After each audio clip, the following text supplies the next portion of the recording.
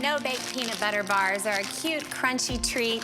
They're so easy to make, and I love how there's no oven involved. Now, the bars have a nice chocolatey topping, and that's what I'll start on first. I've got 2 cups of semi-sweet chocolate chips in a double boiler, and I'll just add about a half a cup of creamy peanut butter.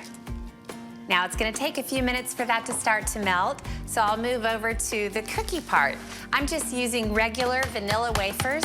I've got them in a big plastic bag, and I'm just using a rolling pin to break them up. These cookies will serve as the structure of the peanut butter bars, and I love that they just come straight out of the pantry. So that's looking good right there. Now, I'll move on to the mixer, and I've got 2 sticks of salted butter. Now, butter is not a pantry item. The butter is sort of indispensable when it comes to making these bars delicious, so I'll forgive myself just this once. Now, into this mixture, I'm gonna add a cup of crunchy peanut butter. All right, that looks like about a cup. Now, I'll start mixing this together.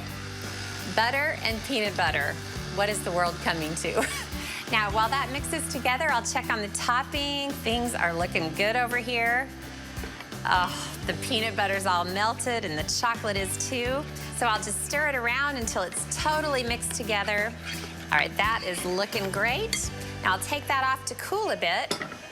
Now back to the mixer.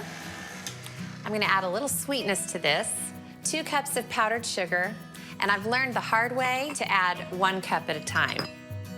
Now I'll turn it on and let it mix. And then I'll add the 2nd cup.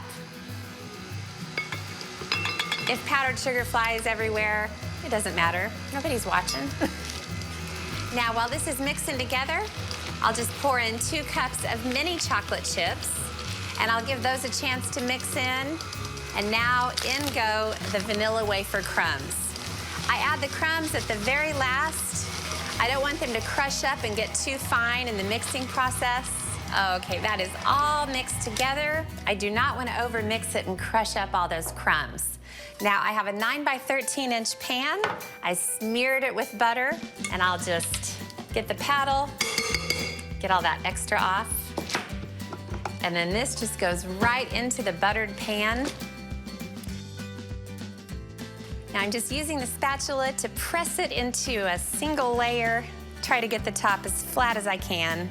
Doesn't have to be perfect, of course.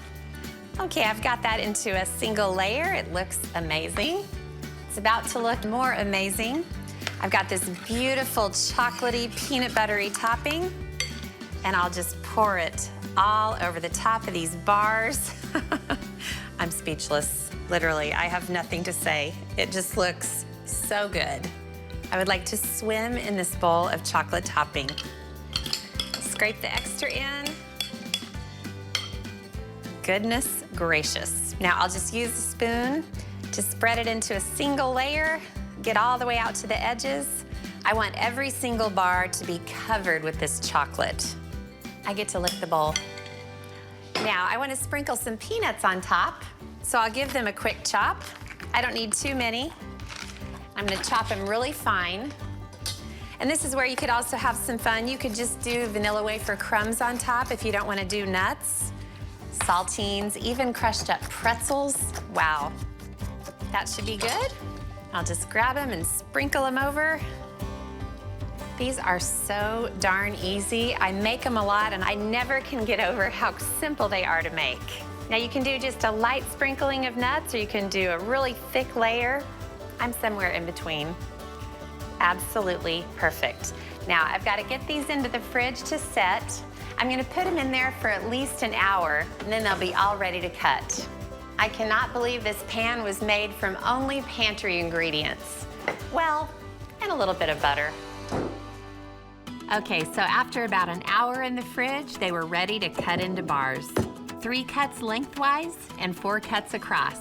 Then I piled all 20 of them onto a cake stand, and let me tell you, they did not last long.